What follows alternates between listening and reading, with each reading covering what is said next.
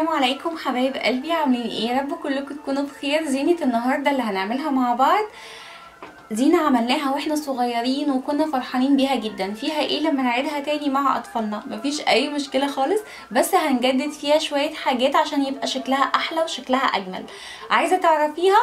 استني وتابعي معايا الفيديو للاخر، وما تنسيش تشوفي الفيديوهات كلها اللي عملناها السنه اللي فاتت وكمان السنه دي علشان تجمعي كل الافكار وتعملي اجمل زينه لبيتك باقل تكلفه ممكنه.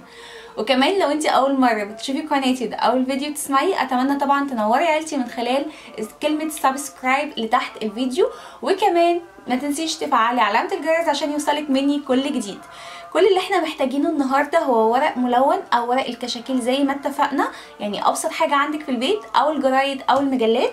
وكمان محتاجين الجلو بتاعنا والمقص. دي الخامات بتاعتنا، بس انا هستخدم المقص اللي بيعمل اشكال بحيث يبقى شكل جديد في الفانوس ويدي يعني روح فيه اكتر. وكمان هنستخدم الخرامه دي، عملت بيها الاشكال الجميله اللي انتوا شايفينها اللي هي النجوم دي هنستخدمها برضو في الزينه. ومحتاجين شريط ستان علشان التعليق. ويلا بينا نبتدي الزينه مع بعض حبايبي. كده هبتدي اجيب الورقه بتاعتي الاي 4 وابتدي ان انا اقسمها نصين عشان اعمل حجم الفانوس صغير وهيبقى شكله جميل جدا. وبعد كده هبتدي ان انا اقسمها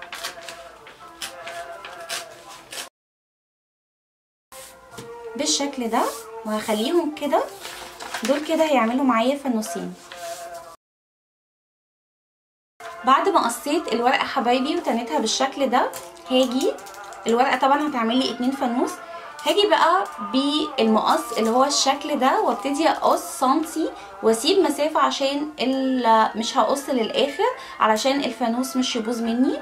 تمام.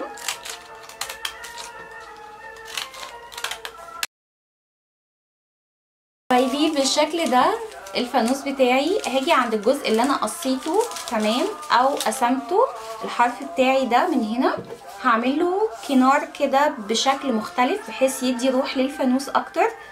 وباستخدام الجلو هبتدي الزقه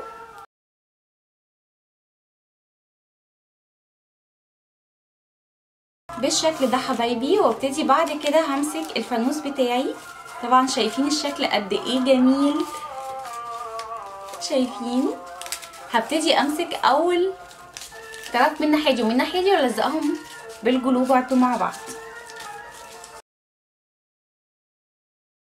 وبعد كده حبايبي بعد ما بقى عندي الفانوس بالشكل ده هبتدي اعمل له الايد بتاعته بنفس اللون بتاع الكنار او الفانوس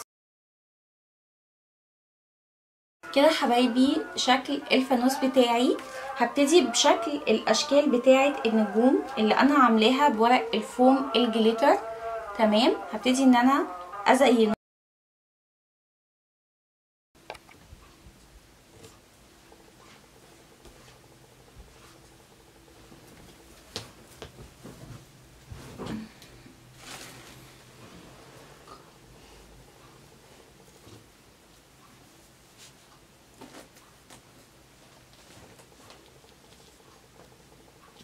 وكمان نقدر نعمله بشكل ورق الفوم زي ما انتم شايفين. انا ما استخدمتش فيه اي دباسه او اي لزق خالص، كل اللي استخدمته شرايط الستان البينك. تمام. الشرايط الرفيعه ده نظامه هيبقى كده ان انت تحطيه على الشفونيره او ممكن يتعلق عادي، بس هو على الشفونيره، ونحط بداخله لمبه او الشمعه اللي هي الصناعيه اللي احنا قلنا عليها. تمام. اللي بتشتغل بالحجاره بيبقى شكله جميل جدا وكيوت. ويلا نشوف اشكال الحاجات دي لما تتعلق هتبقى عامله ازاي. وما تنسوش تشاركوني صوركم الجميله على الانستجرام والفيسبوك، ويلا بينا نشوف. كده حبايبي زي ما انتم شايفين شكلها قد ايه كيوت وقد ايه جميل. وهوريكم دلوقتي التاني في الاضاءه شكله ازاي في الضلمه، بجد تحفه لما تحطيه على اي كومودينو او وده شكلها حبايبي لما تكون الاضاءه منخفضه، بجد شكلها في منتهى الجمال. اتمنى تنفذوها، ومنتظره تعليقاتكم ولايكاتكم وايه رايكم، واستنوني في حاجات اقوى واقوى ان شاء الله المره الجايه. واقول لكم مع السلامه.